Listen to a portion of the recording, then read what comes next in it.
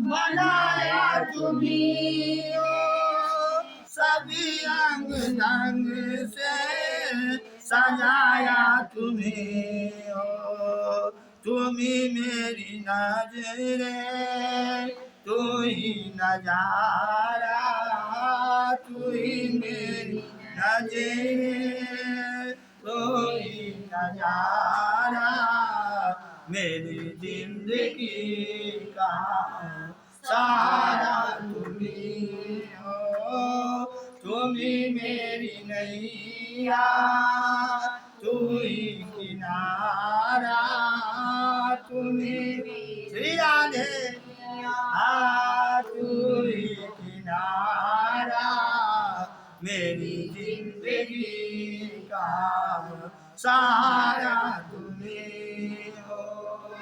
तुम्ही सूरज बन कर चमकते हो प्यारे, तुम्ही बिजली बन कर कड़कते हो प्यारे, तुम्ही सूरज बन कर चमकते हो प्यारे, तुम्ही बिजली बन कर कड़कते हो प्यारे, तुम्ही चांद तारे प्रभु जी सितारा, तुम्ही चांद तारे प्रभु जी सितारा, मेरी जिंदगी का सारा तुम्ही हो।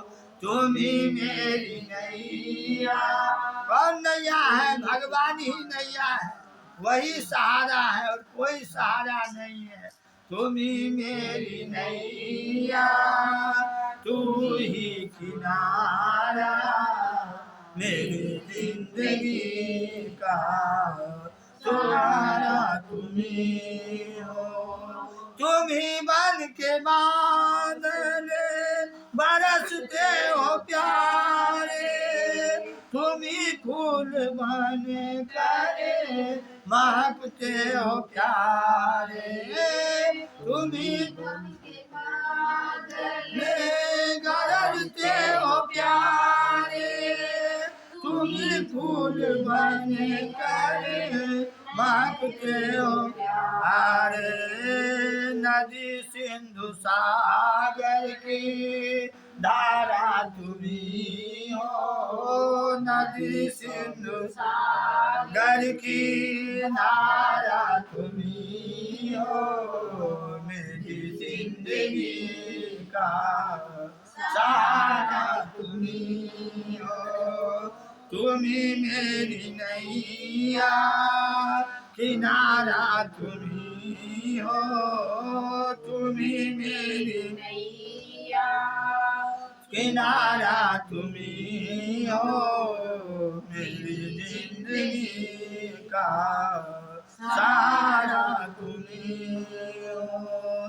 कृपा कोप करुणा सभी काम तेरे, सभी रूप तेरे, सभी नाम तेरे, कृपा कोप करना सभी काम तेरे, सभी रूप तेरे, सभी नाम तेरे। देवेंद्र गराजेंद्र कैलाश शरण आए, देवेंद्र राजेंद्र कैलाश शरण आए। यदि भिक्षु सद्गुरु हमारा तुम्ही हो, तुम्ही मेरी नैया, किनारा तुम्ही हो, तुम्ही मेरी नैया, किनारा तुम्ही हो, मेरी जिंदगी का सहारा तुम्ही हो। बोलो वृंदावन बिहारी लाल की जय, विष्णु भगवान की जय, गरुड़ भगवान की जय। गरुड़ पुराण का 9वां अध्याय प्रारंभ होता है। जिसमें गरुड़ जी महाराज कहते हैं कि आपने आतुर काल का दान विस्तार पूर्वक कहा। हे प्रभु, मरते हुए प्राणी के कर्तव्यों को किस समय कहिए, मरते हुए प्राणी के कर्तव्यों को इस समय कहिए। श्री भगवान जी ने उत्तर दिया कि हे गरुड़, तुम पूछते हो तो मैं कहता हूँ, सुनो। देह त्याग के समय उस विधान को मैं तुमसे कहता हूँ जिससे मरे हुए मनुष्य सदगति प्राप्त करते हैं। संसार में जब देही संसार में जब देही कर्मवश अपने शरीर त्याग का अवसर जाने, उस समय तुलसी के समीप गोबर का मंडल बनावे, उसमें तिल को फैलाकर कुश डाले, फिर श्वेत आसन पर शालिग्राम शिला स्थापित करें। पाप दोष और भय को नाश करने वाली शालिग्राम की शिला है, उसके समीप मरने से पापी की निश्चय मुक्ति होती है। संसार के ताप को दूर करने वाली तुलसी के वृक्ष की छाया जहाँ पर विद्यमान है वहाँ मरने से मुक्ति होती है। सब दानों से दुर्लभ है। जिसके घर में तुलसी का स्थान है वह घर तीर्थ रूप है, उसमें यम के दूत नहीं जाते। जो तुलसी की मजरी से युक्त हो प्राणों को छोड़ता है, सैकड़ों पापों से युक्त होने पर भी उस प्राणी को यम नहीं देख सकते। बोलो विष्णु भगवान की, गरुड़ भगवान की। तुलसी का दल मुख में रखकर तिल कुश के आसन पर मरा हुआ प्राणी पुत्रहीन होने पर भी निसंदेह विष्णु लोक को जाता है। 3 प्रकार के तिल, कुश और तुलसी दल ये सब दुर्गति को प्राप्त होते हुए भी आतर के दुखों का निवारण करते हैं। तिल मेरे स्वेदज पसीने से उत्पन्न हुए हैं, इसीलिए पवित्र है। इस कारण तिलों से असुर दानव दैत्य भागते हैं। हे गरुड़, मेरे रोम से उत्पन्न कुश विभूति है, अतः इसके स्पर्श मात्र से ही मनुष्य स्वर्ग लोक को जाते हैं। कुश के मूल में ब्रह्मा, मध्य में विष्णु और अग्रभाग में भगवान शंकर स्थित है। इस प्रकार तीनों देवता कुश में स्थित है। इससे कुश, अग्नि, मंत्र, तुलसी, ब्राह्मण और गौ ये बारंबार काम में लगते हैं पर भी अब अपवित्र नहीं होते। कुश पिंड में निर्माल होता है, ब्राह्मण प्रेत के भोजन में निर्माल होता है, मंत्र, गौ और तुलसी नीच के गृह में निर्माल होते हैं तथा अग्नि चिता में निर्माल होती है। गोबर से लिए हुए और दर्भ के बिछौने से संस्कार किए हुए स्थान में भूमि पर आतुर को सुलावे, अंतरिक्ष का त्याग करें, भूमि से ऊपर पलंग आदि से उतार दे। ब्रह्मा, विष्णु, रुद्र और अग्नि ये सब देवता मंडल के ऊपर बैठते हैं। इससे मंडल करें। बिना लिपी जाने वाली सब भूमि पवित्र है और जो लिपी जाती है वह फिर पवित्र लिपने से होती है। बोलो विष्णु भगवान की जय, गरुड़ भगवान की जय। सीताराम सीताराम सीताराम कहिए, जाहि मेरा के राम ताहि में हरि है। सीताराम सीताराम सीताराम कहिए, जाहि विधि राखे राम ताहि लीने।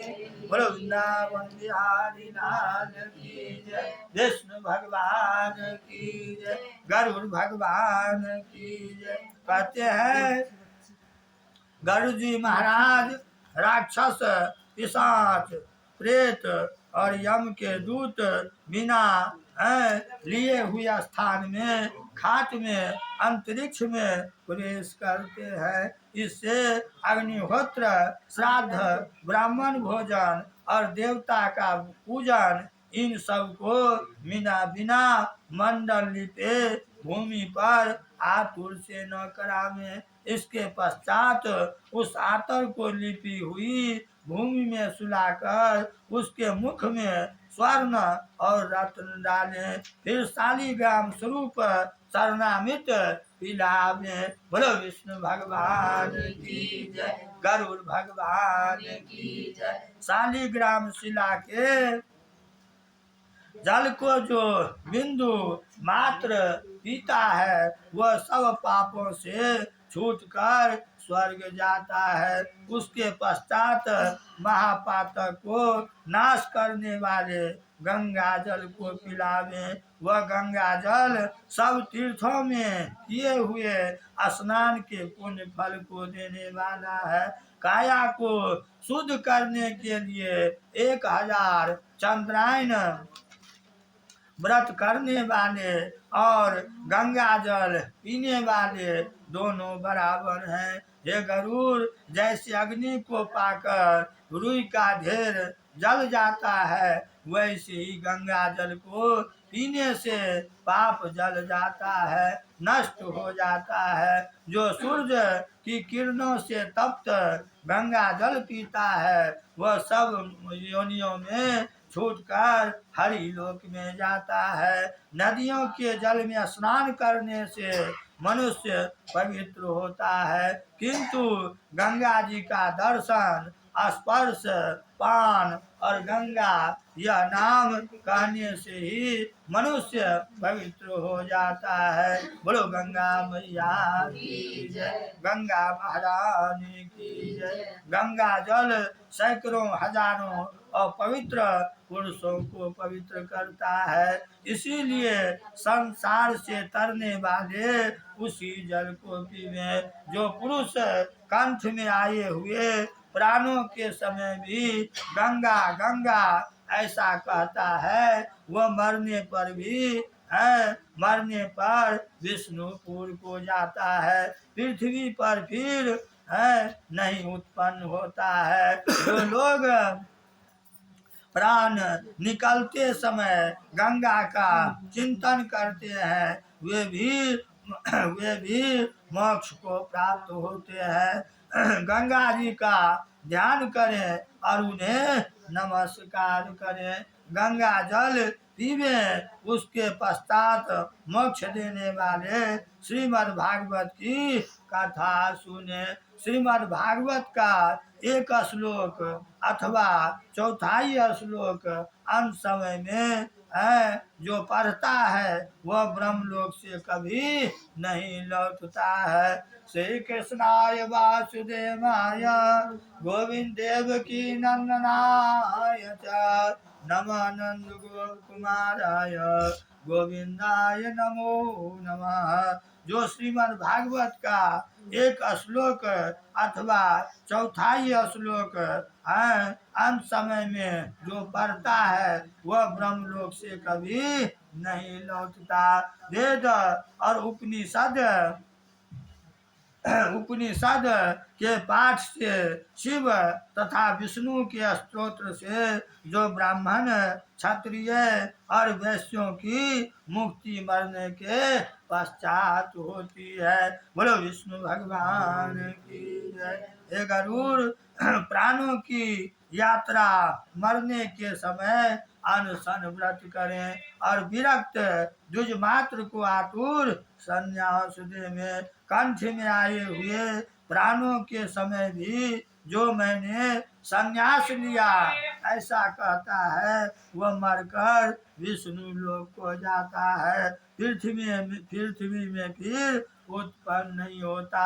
इस प्रकार आतु कार्य किए हुए धर्मात्मा पुरुष के प्राण ऊपर के मार्ग से निकलते हैं, ऊपर के मार्ग छिद्र द्वारा सुख से निकलते हैं। आँख, मुख, नाक और दोनों कान इन द्वारों से होकर सुकृति लोग जाते हैं, प्राण छूटते हैं और योगी लोग तालु के छिद्र से प्राण छोड़ते हैं। अपान वायु से मिले हुए प्राण इस शरीर में जब अलग होते हैं तब वायु भी सूक्ष्म भूतल से निकल जाती है। इस प्रकार काल से आहत शरीर निराधार वृक्ष के समान ईश्वर रूपी वायु के निकल जाने पर गिर जाता है। शरीर प्राणों के छूटने पर चेष्टाहीन, घृणित, अस्पृश, शीघ्र ही दुर्गंध युक्त और निंदित हो जाता है। शरीर की अवस्था कृमि, विष्ठा और भस्म रूप से 3 प्रकार की होती है और क्षण में विध्वंस होने वाले शरीर पर मनुष्य द्वारा क्यों गर्व किया जाता है? कहते हैं जो शरीर क्षण भर में नष्ट होने वाला है उस शरीर का अभिमान क्या करना है? पृथ्वी में, जल में, तेज में, पवन में लीन हो जाता है। चिति जल पावक अधम शरीरा, पंच तत्वया अधम शरीरा। 5 तत्वों से ये शरीर बना है। पृथ्वी में मिल जाता है, जल में मिल जाता है, तेज में मिल जाता है, पवन में लीन हो जाता है। वैसे ही आकाश में आकाश लीन हो जाता है। वह आकाश सर्वव्यापी और शेषरूपी है। नित्य ही मुक्त जगत का साक्षी रूप अजन्मा अमर और आत्मा देह में स्थित है। इंद्रिय